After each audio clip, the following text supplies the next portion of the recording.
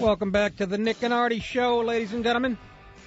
Currently talking to the great Richard Lewis, who will be at Caroline's Comedy Club in New York City tomorrow night through Sunday. No, you don't say anything about that. Snoqualmie Casino Ballroom. Was that Led Zeppelin or a bar mitzvah band that I just was listening to? That was Zeppelin doing a bar mitzvah, too. I'm not, I don't want to be knocking a good group, but, through the phone, it was torture. That was a band from Staten Island that my cousin plays in called Benny Bhutan and the Basta Chots. I knew it was them, and I was just teasing them. Oh, God. They got to lose the harmonica and the triangle, and I'll buy the album. Hey, Richard, I couldn't hear it. I couldn't hear it on my cell, and it was like Led Zeppelin, like on Smack, and it was. I didn't understand what was going on. I thought I slipped. I thought it was very trippy. I'll say that. I take back. I'm not judging them, but when you got to wait for the stars to come back, and I'm listening, it's like. I don't know if I'd rather hear tire commercial. When you're all over the world on Friday and you actually get guests and you don't use me as I feel like a baboon on the Discovery Channel right now. You only wish we got those numbers. I know, but you got to know that once I hear you're all over the world, I'll never get an erection again after this phone call. Hey, Did you go to Ohio State? Nice segue. What, you did Jack Ruby's nephew? Jack Ruby's nephew?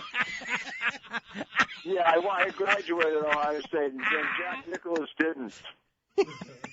But, he's Jack Ruby's nephew? You must be. If you don't graduate, you should say. Are you still on Jack Ruby? You are a funny SOB, man. Nice segue. Oh, God. You're hilarious. Oh, my God. You're hilarious. You do those roasts, I don't know. I know you're great at it, and both of you are. I have problems doing it. That's why I never do any of the Friars roasts. I just can't do it. I don't know. It's not. I just can't. I don't know how to do it right. They won't let me in there because I'm not Jewish. I'm very offended at that. That's bull crap. Yeah, no, it is. I just said that so you'd say what you just said. Hey, what? I'm in one market, and all of a sudden you turn into Goebbels. I mean, what's going on here? and you're playing Led Zeppelin, running away from their third grade teacher. This whole thing is turning into a nightmare for me. Caroline's going to be packed with Germans tomorrow night. Right now, there's 3 19-year-olds listening to the show, Googling Goebbels and Led Zeppelin and Jack Ruby. I'm only doing this to give you guys practice. This is like, I'm a piano teacher coming over.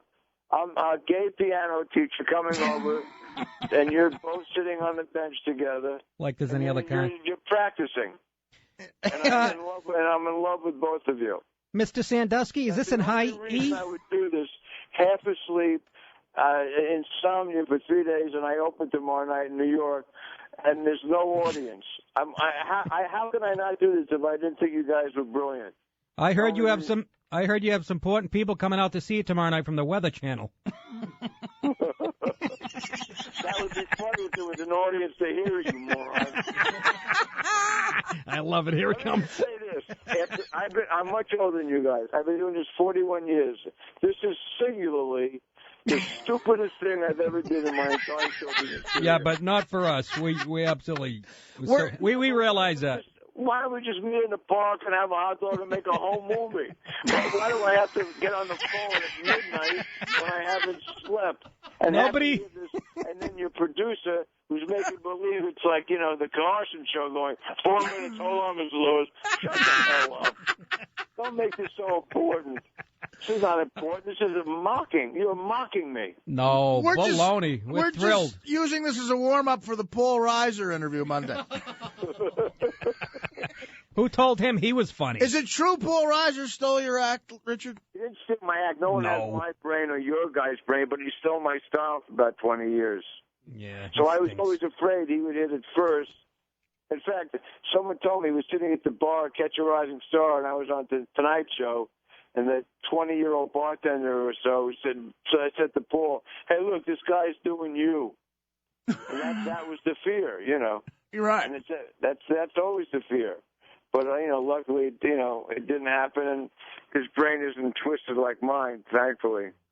What's it like to work with the great Larry David? Is he just a curmudgeon? I love him. Seems like a miserable Larry son of a gun. David, I know since I'm 12, and Oh my God! Comics, when you do these sitcoms, there's 20 producers. Every time you see, for the no audience who's hearing this, every time you see producer, they're writers, which is cool.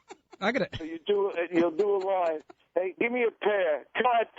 And then they all huddle like Kill the Jew. And I go, so don't it's not pear, it's apple. Oh, I'm sorry. Did it ruin the joke? Yeah, pear is better. So then you do it again, and the camera guys are spitting at you. It's like the guy running in Marathon Man, the white. It's no good. That's why television is great. You control. You can do whatever you want. That's right. You guys know stand-up. Robert Klein told me when I was a kid, he said, the one thing about stand-up, because I had written in some material, he said, I'll never use it, even if it's good, because stand-up is the only time when no one gets in your hair, man. You write, direct, and choreograph your own life up there. And that's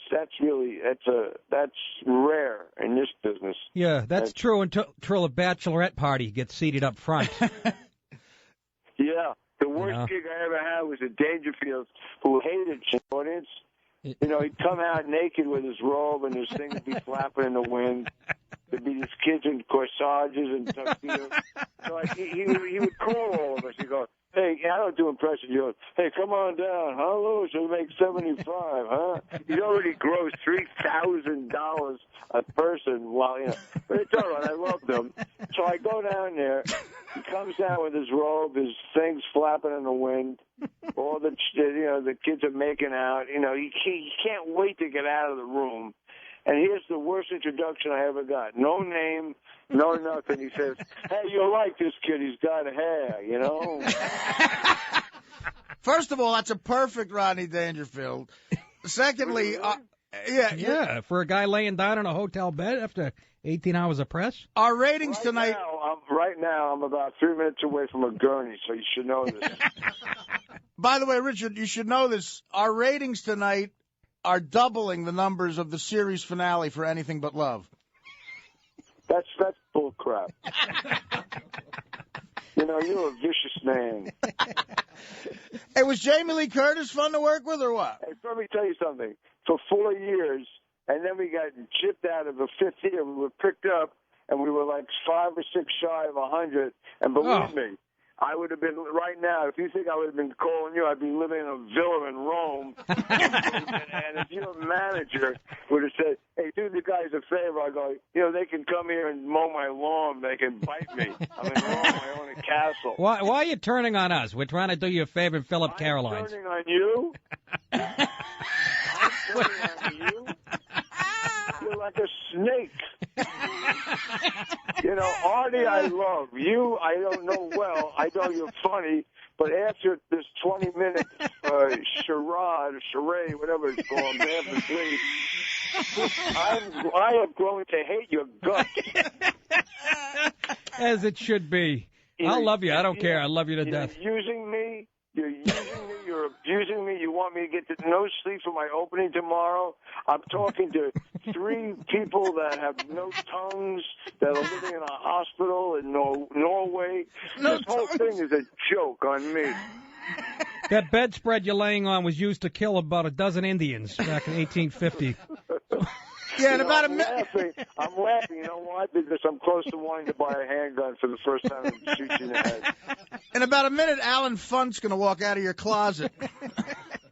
Boy, I'll open with that. I'll tell you something. You have gotten progressively horrible during this radio show. This is my favorite. You started out on fire, and now, and I say this word, and then take it, with a grain of salt. You suck. I'll take it with a grain of kosher salt. What is this anti-Semitic crap going on? What's wrong with you? What do you mean? You're from Boston, are you? I gave that to you for your act. That's a great line. Kosher salt is a beauty. I'll open with kosher salt. And what should I close with? I think you've had so many pearls. Artie, you better do something. Artie, you're going to go down in flames with this cat, man. I'm telling you, he's going to sabotage you. This is the one guy I'm willing to go down in flames with, and there you go. Absolutely. You hear that? That was my acting. That's what I'm proving to you and to your stupid agents and managers that I can act. I think we have the same agent, by the way. I know. Do us a favor. When you tell a joke, text our producer. Well, that went so under my head. I have no idea what you're talking about. We're going to let you go, Rich, because you got a big night. You're letting me go because you're now talking in tongues, and I have no idea what you're saying. You're like De Niro in Cape Fear right now. It's frightening. Coming out of the riverbed. Richard Lewis of Carolina. So when's your premiere? It was 2 months ago. October 3rd it was. So in other words, your audience is about 8 or 9 people. No way. Listen, seriously, out of 200 sports podcasts in the country, we're number 2.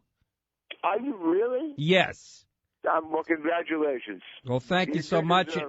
Which means I'm going to go.